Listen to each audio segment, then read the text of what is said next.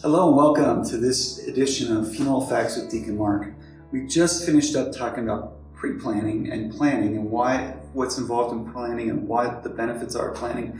Now I want to shift a little bit and we're going to talk about final disposition and what are the options, especially through the Catholic view, for final disposition. We're going to look at the traditional ways of final disposition, some non-typical ways.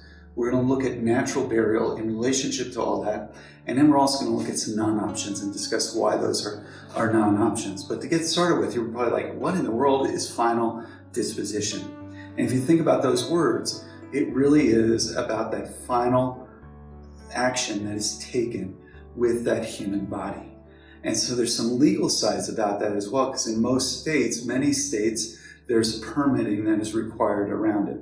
And so when we're talking about final disposition, in the eyes of the church, you're really looking at two traditional ways for final disposition. You're looking at whole body burial, or you're looking at cremation, and those are the final dispositions that are most common. We're going to talk about some uncommon ones, but those are the most common final dispositions. And when you're looking at those cases, in both those cases, they require permitting in order to move to that final disposition. So before we can bury here at the cemetery, we need a disposition permit. Before we can have someone cremated, we need a disposition permit.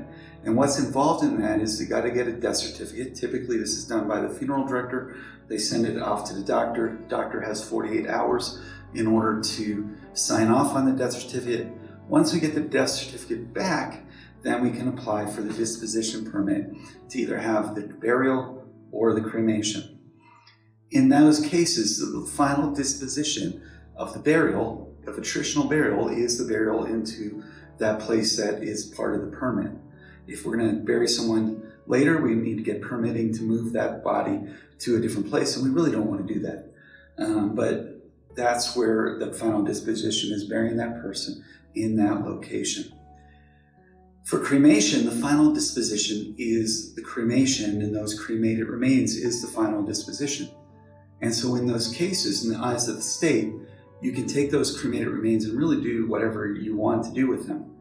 But we've got to remember, just because it's legal to do something, just because you can do something, doesn't mean it's the right thing to do. And so as a church, we talk about respect for the body and respect for a body that's cremated or intact in the same way. And so we do ask that the cremated remains be respected and placed into a cemetery.